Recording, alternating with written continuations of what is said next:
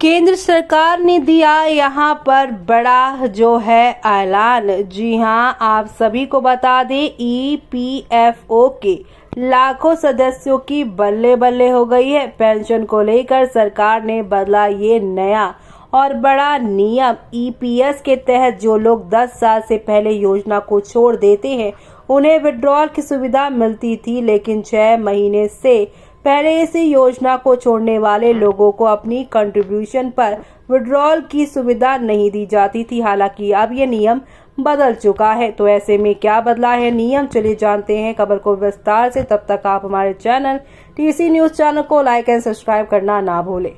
आपको बता दें, केंद्र सरकार ने शुक्रवार को कर्मचारी पेंशन योजना 1995 में बदलाव किया। अब 6 महीने से कम कंट्रीब्यूट करने वाले सदस्य भी पैसा निकाल सकेंगे। इस बदलाव से ईपीएस के लाखों कर्मचारियों को लाभ होगा। दरअसल हर साल लाखों ईपीएस सदस्य पेंशन के लिए आवश्यक 10 साल पहले अंशदायी सेवा से पहले ही योजना छोड़ देते हैं। इसमें 6 महीने के अंदर ही इस योजना को छोड़ने वालों की संख्या ज्यादा है। ईपीएस के तहत जो लोग 10 साल से पहले योजना को छोड़ देते हैं, उन्हें विड्रॉल की सुविधा मिलती थी, लेकिन 6 महीने से पहले इस योजना को छोड़ने वाले लोगों को अपने कंट्रीब्यूशन पे विड्रॉल की सुविधा नहीं दी जाती थी। हालांकि अब इस नियम को बदलते हुए सरकार ने बड़ी राहत दी है। नए संशोधन से हर साल 7 लाख से अधिक ईपीएस सदस्यों को यानी कि लाभ मिलेगा, जो 6 महीने से कम की अंशदायी सेवा के बाद योजना छोड़ देंगे। तो वहीं सरकार ने इस नियम में भी किया बदलाव। योजना को और बेहतर बनाने के लिए सरकार ने ईपीएस विवरण में भी संशोधन किया है। अब से विड्रॉल बेनिफिट इस बात पर निर्भर करेगा कि सदस्य ने कितने महीने तक सर्विस किया है और वेतन में कितना ईपीएस पर का योगदान किया जा रहा है। इस नियम से विड्रॉल करने में आसानी होगी। इस बदलाव में से 23 लाख से ज्यादा ईपीएस सदस्यों को लाभ मिलने वाला है। पहले क्या था नियम?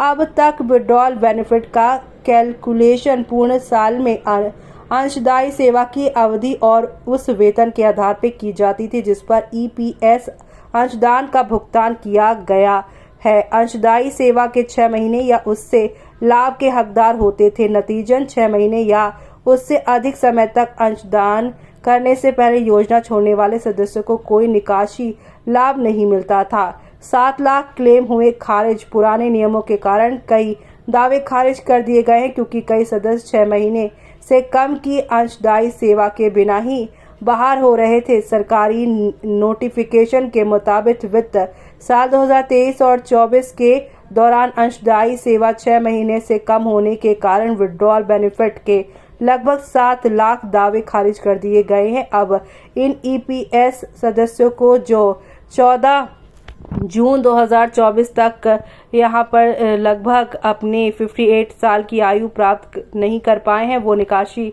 लाभ के हकदार होंगे। ईपीएस क्या होता है? अक्सर लोग ईपीएस को लेकर कंफ्यूज हो जाते हैं। दरअसल ये एक पेंशन स्कीम है जो ईपीएफओ की ओर से मैनेज किया जाता है। इस स्कीम के तहत 10 साल तक कंट्रीब्यूशन देना होता है, फिर आप रिटायरमेंट के बाद पेंशन के हकदार हो जाते हैं। इस स्कीम के तहत मौजूदा और नए ईपीएफ मेंबर्स शामिल होते हैं।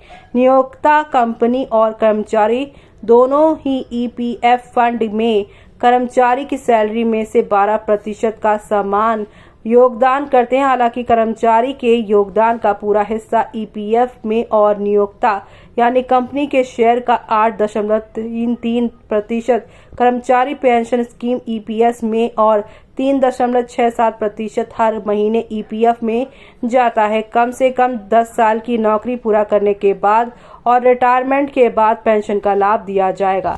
इस पर आपका क्या कहना है? कमेंट बॉक्स में हमें कमेंट करके जरूर बताएं।